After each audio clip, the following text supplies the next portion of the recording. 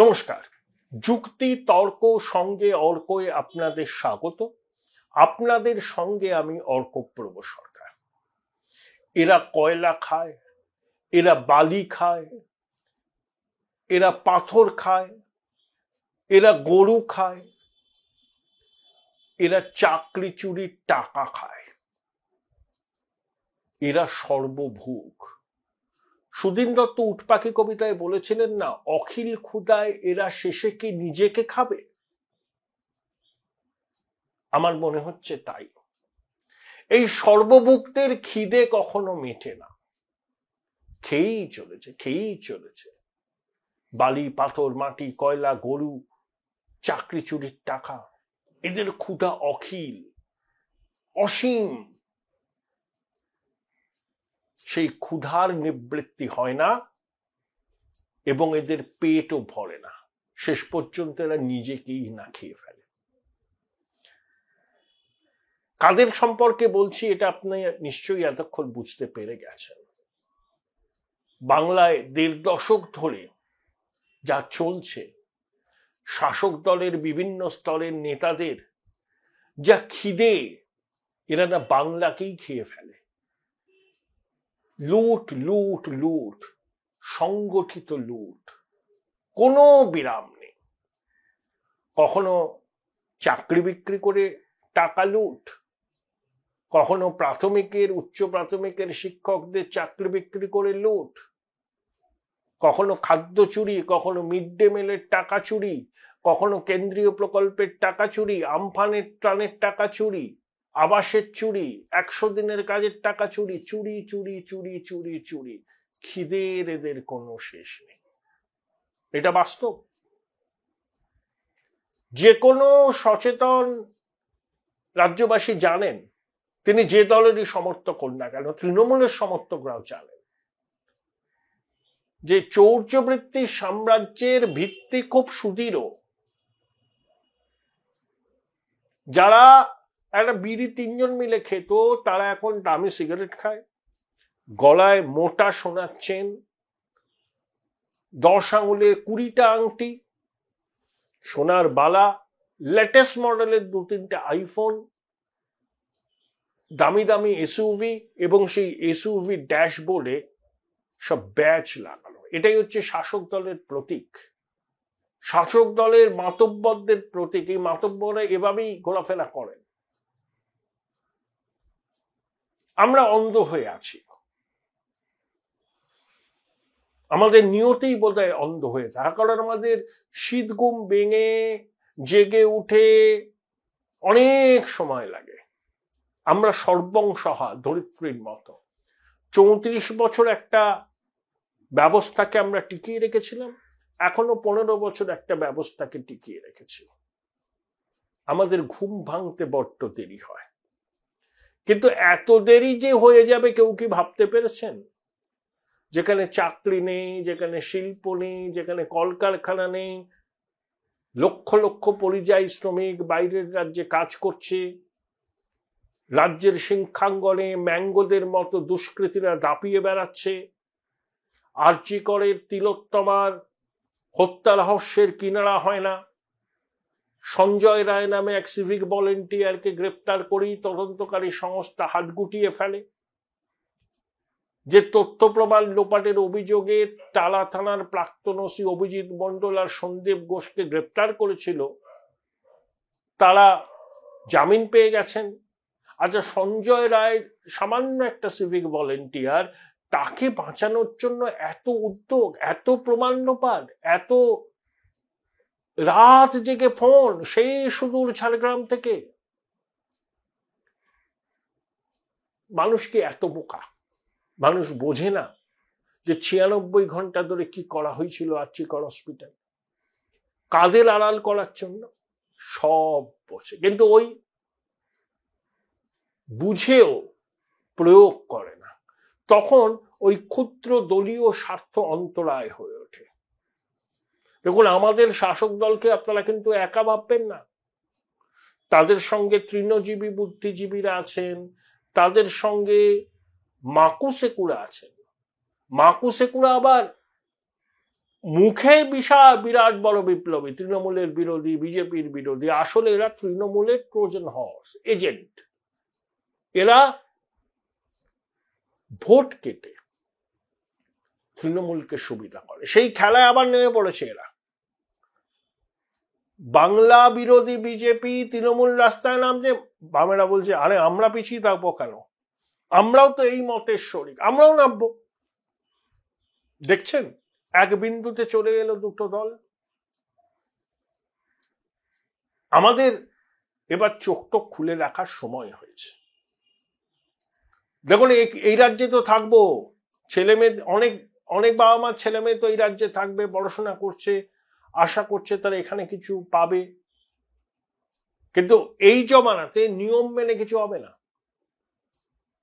সবকিছুতেই অনিয়ম বেনিয়ম, কারণ এদের স্বল্পগ্রাসী ক্ষুধা, সব কিছু থেকে এরা খেতে চায়, এদের খিদে কখনো মেটে না।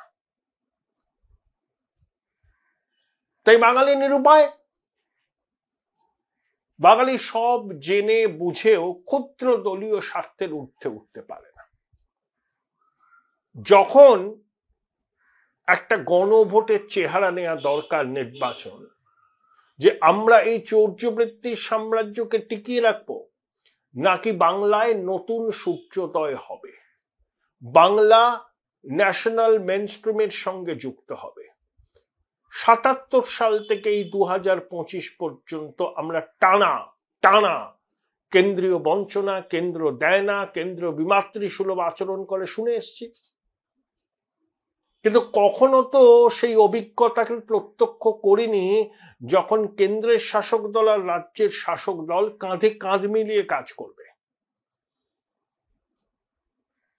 সেই অভিজ্ঞতা কি বিগত ৫ দশকে আমরা কখনো পেয়েছি, কখনো প্রত্যক্ষ করেছি যে কেন্দ্রের শাসক দল আর রাজ্যের শাসক দল যদি একই হয় তাহলে রাজ্যের চেহারাটা কি হতে পারে?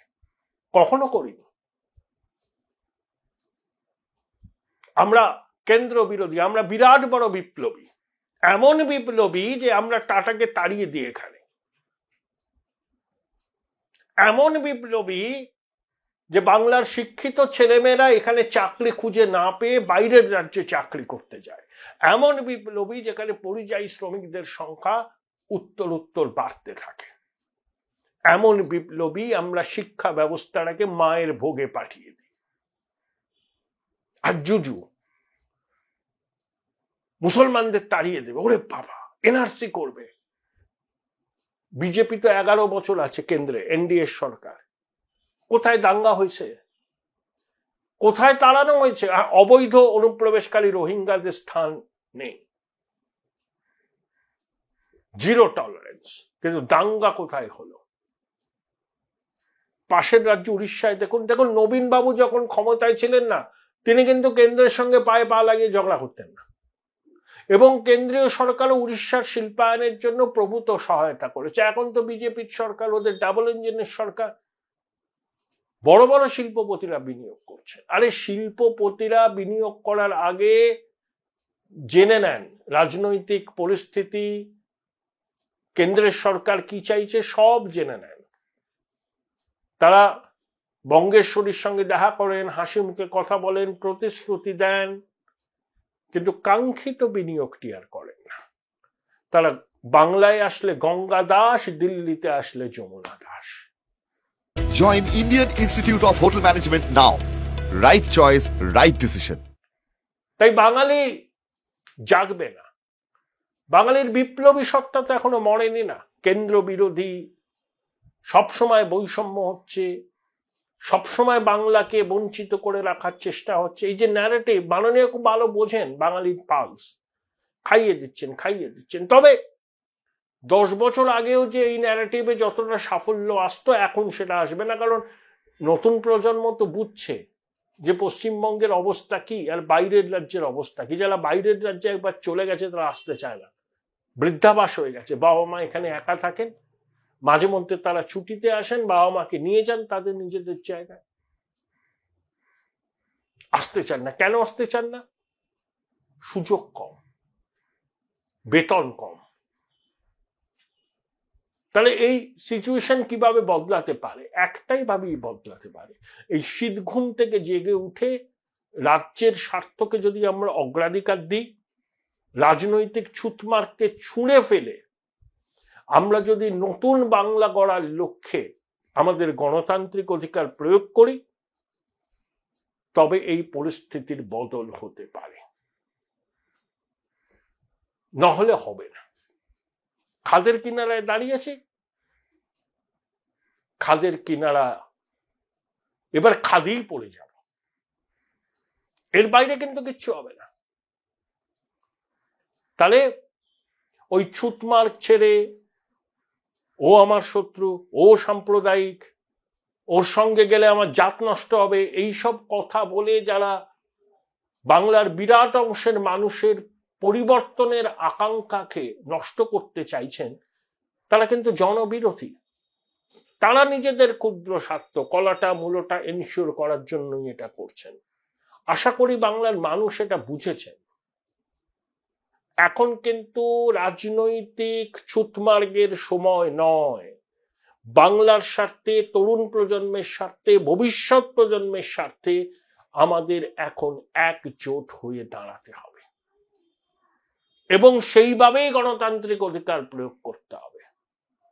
দুর্নীতির বিরুদ্ধে একটা গণভোট হোক, নতুন বাংলা গঠনের লক্ষ্যে একটা গণভোট হোক, সেখানে পতাকার রং দেখার দরকার নেই। যারা শাসক দলের সমর্থক তাদের কাছেও আহ্বান, সবাই মিলে নতুন বাংলা করি, আপনার বাড়ির ছেলে মেয়েদের ভবিষ্যৎটাও সুরক্ষিত করুন। এটা হচ্ছে সময়ের দাবি, যুগের দাবি। আমি প্রতিবেদন শেষ করব আমার খুব প্রিয় কবি সুধীন দত্তের উট পাখি কবিতার কতগুলো পংক্তি বলে। অত্যন্ত প্রিয় কবি আমার, আমি আপনাদের মোবাইল থেকেই শোনাচ্ছি। মনে হয় এই উদ্ধৃতিগুলো বা এই লাইনগুলো আমাদের যে বাস্তবতা, সেই বাস্তবতাকে খুব সুন্দরভাবে তুলে ধরেছে। এই কবিতাটা লেখা প্রথম বিশ্বযুদ্ধের পরে, দ্বিতীয় বিশ্বযুদ্ধ শুরুর বছর 10 আগে অর্কেস্ট্রা কাব্যগ্রন্থ ক্রন্দশীতে ছাপা হয়েছিল। উট পাখি বিখ্যাত কবিতা, কিন্তু তার লাইনগুলো এখনো ভীষণ প্রাসঙ্গিক। আমি জানি এই ধ্বংসের দায়ভাগে আমরা দুজনে সমান অংশীদার, অপরে পাওনা আদায় করেছে আগে, আমাদের পরে দেনা শোধবার ভার। তাই অসহ্য লাগে ও আত্মরতি, অন্ধ হলে কি প্রলয় বন্ধ থাকে? আমাকে এড়িয়ে বাড়াও নিজেরই ক্ষতি, ভ্রান্তি বিলাস সাজে না দুর্বিপাকে। অতএব এসো আমরা সন্ধি করে প্রত্যুপকারে বিরোধী স্বার্থ সাথী। তুমি নিয়ে চলো আমাকে লোকোত্তরে, তোমাকে বন্ধু আমি লোকায়তে বাঁধি। আজকের বাংলার পরিস্থিতিতে এই লাইনগুলো কি প্রাসঙ্গিক নয়? দর্শকরা জানাবেন কমেন্ট।